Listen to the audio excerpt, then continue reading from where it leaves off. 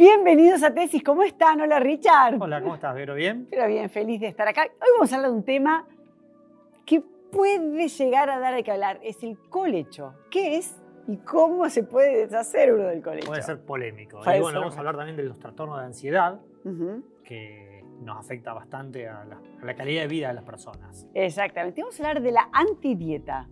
La no dieta. La no dieta. Así como Bueno, vamos a adentrarnos en el tema. entremos. Dale, vamos.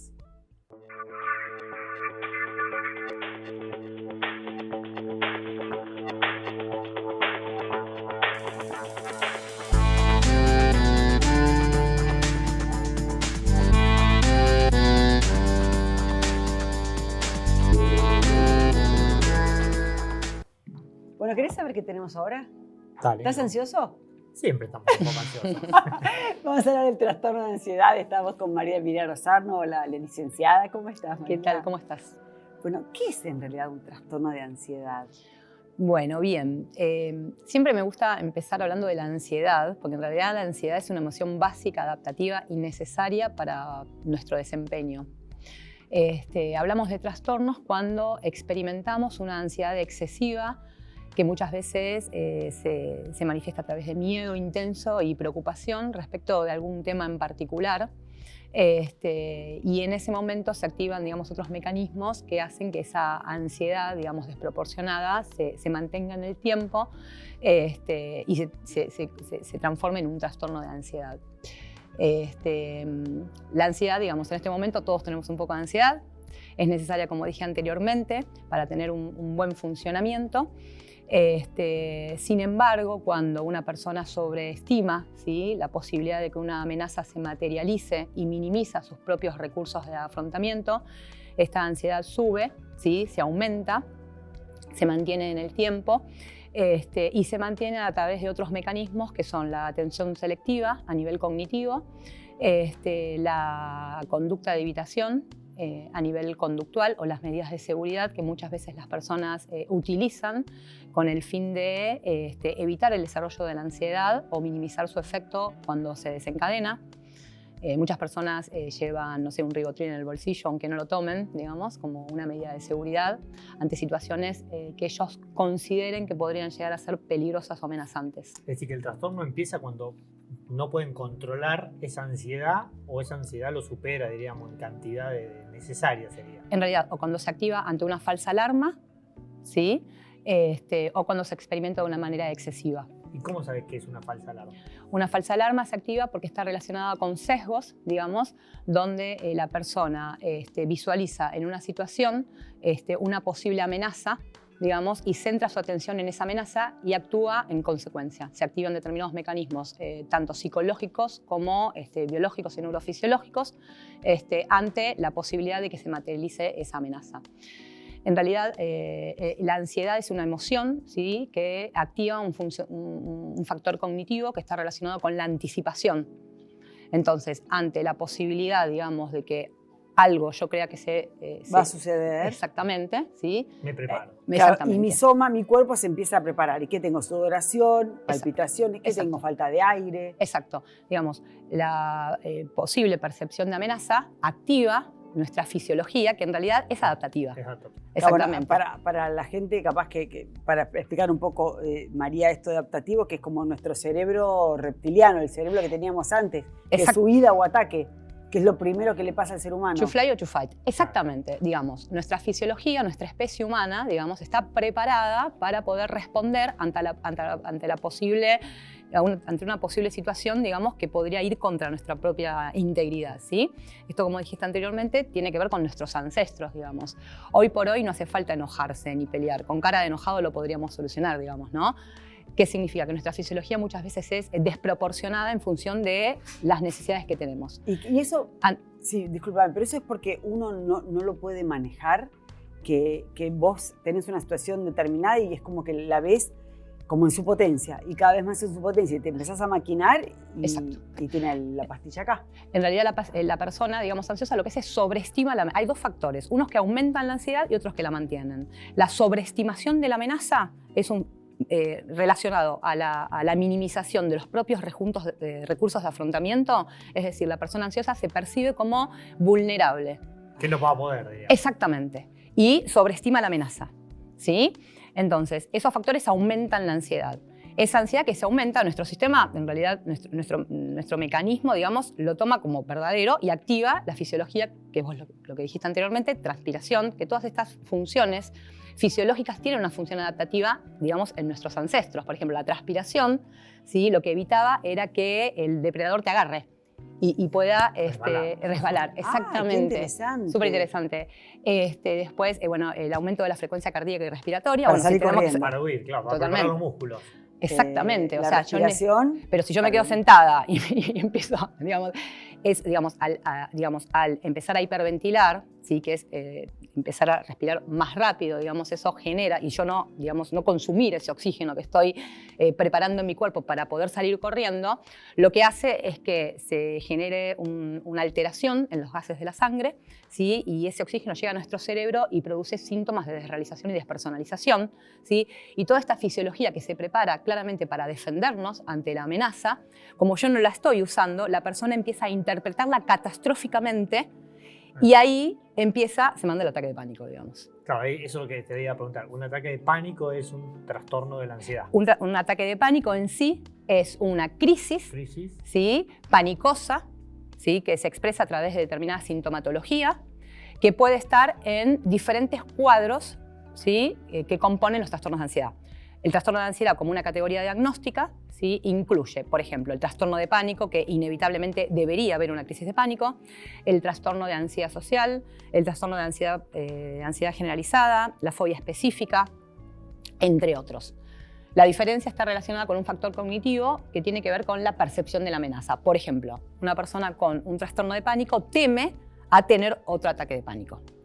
Una persona con fobia social teme a ser evaluada negativamente por los demás. Por lo tanto, en una situación donde ella, digamos, percibe, ¿sí? O lee algún rasgo de alguna persona, ¿sí? Que identifica como un factor de riesgo, que puede ser un bostezo, ¿sí? O una risada, o que te miraron mal, que se están riendo de vos o lo que sea. Sí, sí. Cualquier cosa. Exactamente. Podría desencadenar una crisis panicosa en ese cuadro. En ese cuadro. ¿Sí? Bueno, hay que ver, eso se trata, ¿no? Sí, por supuesto. El ataque de ansiedad y Lo importante es que, esto es un dato importante, que hay una prevalencia entre el 15 y el 20%, ¿sí? A nivel mundial de trastornos de ansiedad de la población, digamos, y que sin tratamiento la evolución, digamos, o la remisión sintomática es menor al 5%. Y otro dato muy importante a nivel epidemiológico es que los trastornos de ansiedad se cronifican si realmente no reciben un tratamiento. El tratamiento actual que tiene eficacia, digamos, es el tratamiento cognitivo-conductual, y los pacientes responden entre un 70 y un 90%. Si los pacientes no llevan a cabo este tratamiento y este trastorno se cronifica, funcionan como factores de riesgo para otras afecciones médicas como son la hipertensión arterial, o sea, los problemas cardiovasculares. Sí, totalmente. Cuestiones gástricas, como pueden ser las úlceras. Claro. Exactamente. Duodenales, exactamente, gastritis, cuestiones dermatológicas como el acné o la psoriasis, y entre otras afecciones. Así que es súper importante, digamos, bueno, acceder a un tratamiento. Perfecto. Bueno, muchas gracias. A Qué ustedes. interesante. Bueno, Súper interesante, sí, ¿no? Gracias. Vamos al libro. Vale. Vamos a hablar de la antidieta, ¿te parece? Sí. Estamos con Andrea ¿Cómo Purita. le Hola, va? Andrea, licenciada Andrea Purita. ¿Qué ¿Todo tal? bien? Sí, todo bárbaro. Sí, Bueno, por- ¿qué es la antidieta? Bueno, a ver, la antidieta. ¿Te acuerdas que había un libro en una época que se usaba, que la gente lo usaba muchísimo? Me acuerdo que mi papá en su época hacía siempre dieta para bajar de peso. Y desde chica me quedó esa cosa de ¿por qué la gente sufre tanto cuando tiene que bajar de peso o estar cómodo con su cuerpo, ¿no? No quiero el sacrificio en la gente, no quiero el sacrificio, quiero que aprendan a comer saludable, por eso es no dieta. Ok. Porque la dieta te implica ver, aparte del sacrificio, la cosa mágica, ¿no? Me como todo el fin de semana, empiezo el lunes, no sé, como porque está rico, porque estoy ansiosa, porque estoy alegre, porque estoy triste, pero no sabemos por qué comemos de más cuando comemos de más. Entonces, todas estas cosas son las que yo trato que la gente empiece a concientizar. O sea, una alimentación un poco más consciente hace que uno tome decisiones en el momento de elegir también el alimento que va a ingerir. Porque si nosotros supiéramos la función que tiene ese alimento que estamos poniendo en nuestra boca y en nuestro organismo, si pensáramos un poquito más en eso, seguramente que hay un montón de otras cosas que no comeríamos. Por ejemplo, tanta comida chatarra. Yo digo chatarra porque se usa el término. Sí, pero a ver, Se usa el término. ¿qué es la comida pero que no nos exceso sirve de azúcares, exceso de grasa, frituras, cosas dulces, gaseosas. Muy elaboradas. No, muy elaborado. Vos fíjate que la industria alimenticia cada vez, o sea, tiene más componentes en los alimentos que son perjudiciales para nuestra salud. Por Esto hay ejemplo, que decirlo. De lo que tenés ahí, ¿qué es bueno y qué no? Bueno, bueno te digo, obviamente las carnes, hay gente que come carne, hay gente vegetariana, pero vamos a hablar en general. Las carnes, empezando con esta frecuencia, pescado, ¿sí? Primer punto importante, la gente no tiene hábito de comer pescado porque muchas veces no sabe cocinarlo. Pero también hay, bueno, muchos tutoriales, programas de cocina, hay para aprender. Entonces, pescado. Después seguimos con el cerdo, que me encanta porque los cerdos están mejor alimentados que en otras épocas y tienen menos colesterol en la composición que la carne de vaca. Así que está bueno empezar a implementar el cerdo en la alimentación. Obviamente no vamos a comer una bondiola de cerdo, claro, ¿no? no. Pero un solomillo o la costillita de cerdo que está buena. Perfecto. Después el pollo, ¿sí? Y por último, la pobre vaca, la carne de vaca. En esa frecuencia deberíamos consumir las carnes. ¿Cuánta cantidad? Y yo te diría que una vez por día comas una porción de cualquier de este tipo de carne. Perfecto. Y la gente que quiere bajar de peso, esa es la cantidad indicada, ¿no? Ahora, si sos deportista, si necesitas más proteína, bueno, es otra historia. Pero hablemos en general con una porción grande, claro. Entonces, ¿cómo hacemos las equivalencias? Porque viste que esto de la palmita de la mano, que 250 gramos, que no tengo la balanza, simple. A ver, son 250 gramos, son 2 hamburguesas caseras gordas de carne picada magra, elegimos carne picada magra, o una pechuga de pollo, pero la entera, ¿no? O sea, toda la pechuga de pollo, o una pata con el muslo, o 2 costillitas de cerdos, o 2 o 3 filetes de pescado. Eso sería una porción, de alguna de esas, ¿no? O sea, una u otra. Eso con respecto a las carnes. ¿Por qué hago hincapié que la gente, a ver, si quiere comer carne y tiene el hábito, que lo haga? El que no tiene el hábito y que es vegetariano, no le podemos inculcar comer carne, porque hay cosas para reemplazar también el consumo de carnes. Pero está bueno porque la mejor proteína es la de la carne. Entonces esto la gente también tiene que saberlo, para no tener carencias, ¿no? Bueno, por otro lado, ¿qué pasa con los frutos secos? Me encantan los frutos secos. Yo como mucho, me parece. Bueno, esto. Hay que medir la cantidad. Si vos estás haciendo un plan para bajar de peso, yo te aconsejo que midas si no es para bajar de peso? No, si no es para bajar de peso, con tu peso estás bárbaro, puedes comer. Yo como, me retan porque como mucho. No, come porque ¿sí? la verdad que a mí me hace, pero son altos en calorías. Son altos en calorías, pero son muy nutritivos, muy nutritivos. Tenemos que aprender también a discernir, claro, entre la calidad y la cantidad de lo que comemos. Por ejemplo, si yo como un puñado de frutos secos, sí sé que tienen calorías, pero son calorías buenísimas.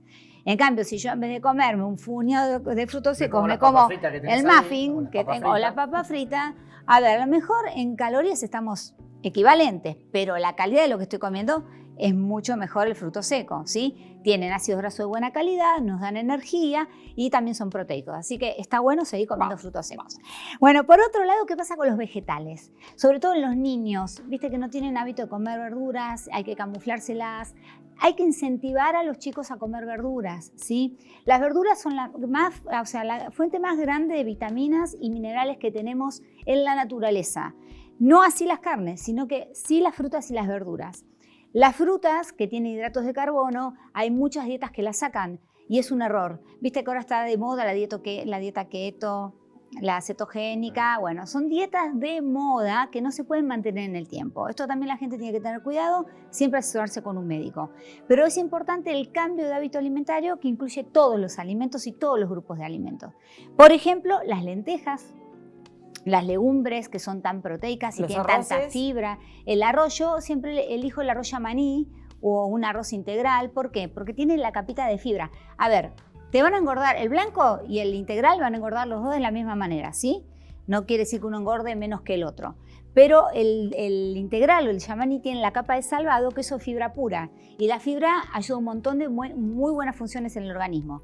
Mejora el peristaltismo, o sea, mejora la constipación, mejora la piel, baja la glucosa en la sangre, baja el colesterol. Eso hace la fibra, ¿sí? Entonces, al momento de elegir, esto es lo que yo estoy diciendo, la conciencia al momento de elegir el alimento. ¿Nos nutrimos o comemos? Entonces hay que aprender a ser más consciente y nutrirse, porque la nutrición es eso, la nutrición no es solo bajo de peso. En una época sí, se hablaba de nutrición, dieta y nada más, pero ahora cambió esto, Es más entonces amplio. es mucho más amplio. Más verduras, más fruta, más legumbres, más lo de la naturaleza, menos procesado. O sea, todo lo que lleva paquete, ¿sí? Una vez en cuando. Todo lo que es raíz y natural, a la mesa más cantidad.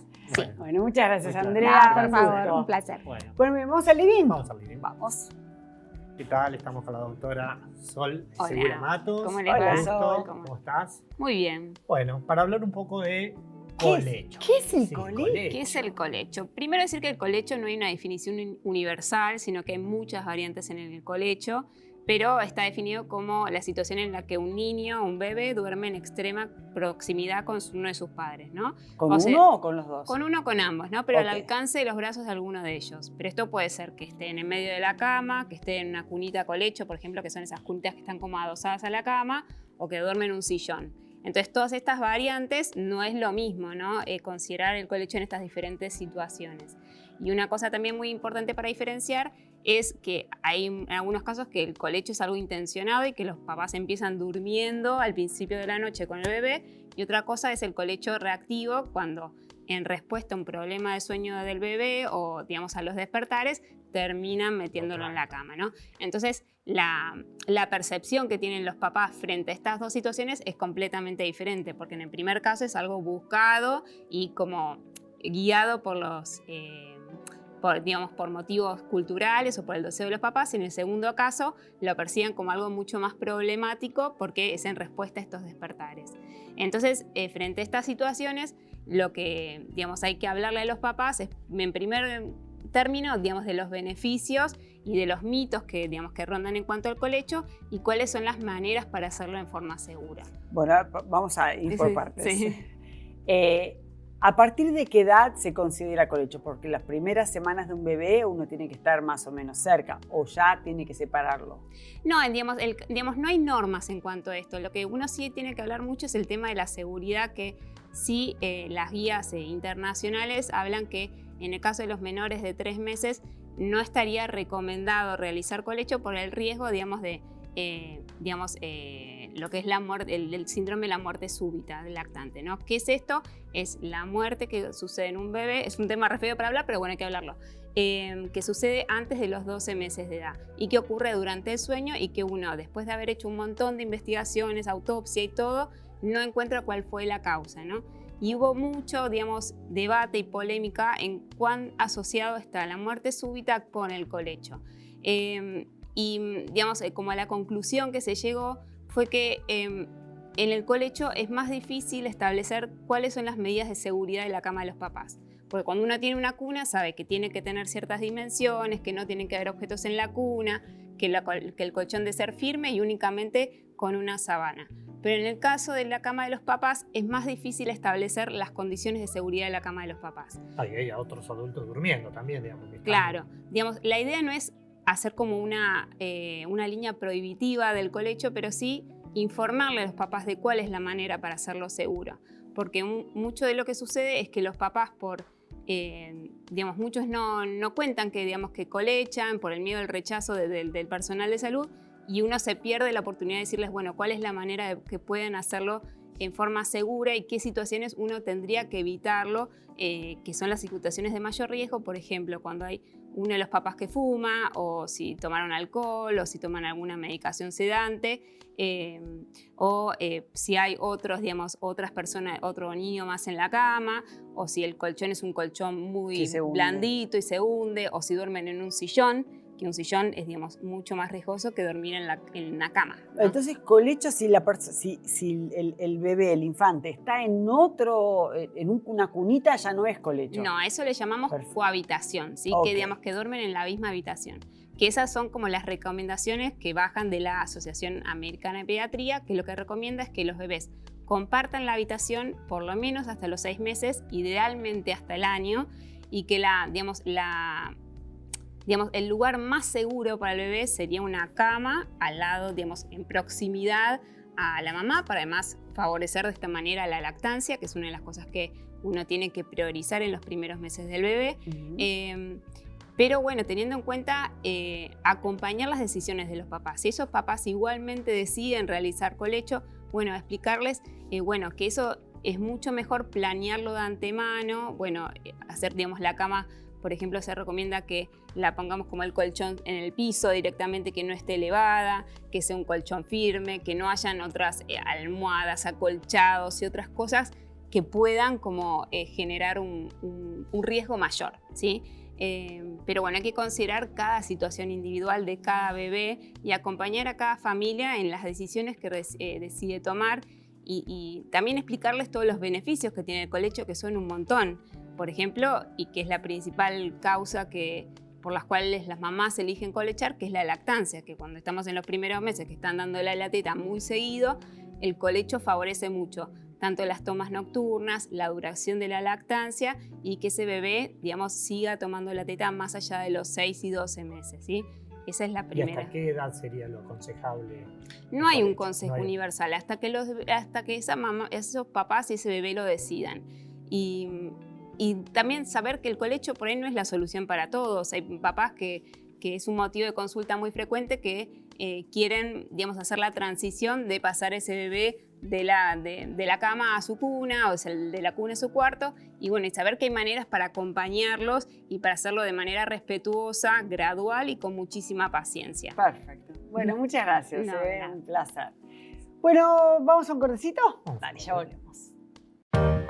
Hay fragancias que se quedan a vivir en tu memoria.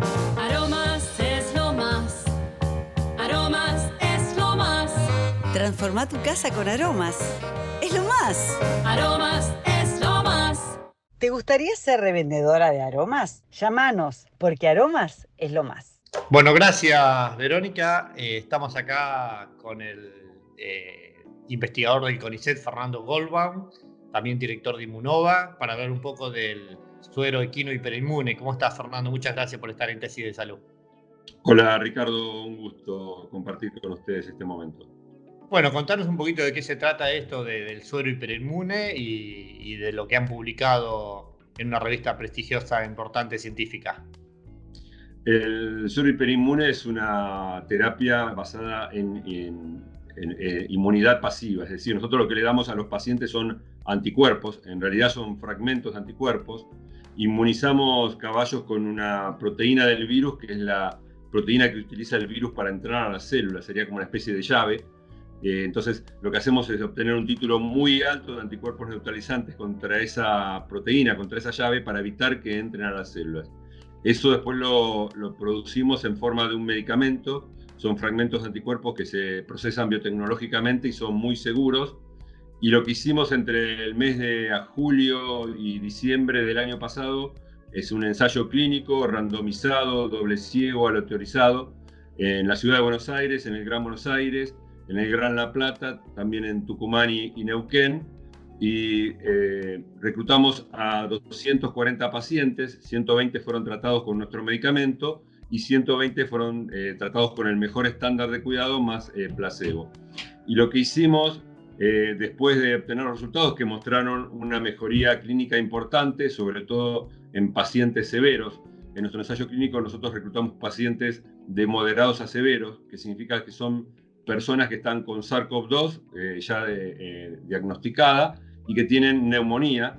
El paciente moderado tiene hasta un 50% de sus pulmones tomados, o sea, el paciente severo tiene más del 50% y ya necesita algún tipo de suministro externo de oxígeno, pero sin ser pacientes críticos. Son pacientes que todavía están en los hospitales en piso o en terapia intermedia, pero no llegando a terapia intensiva.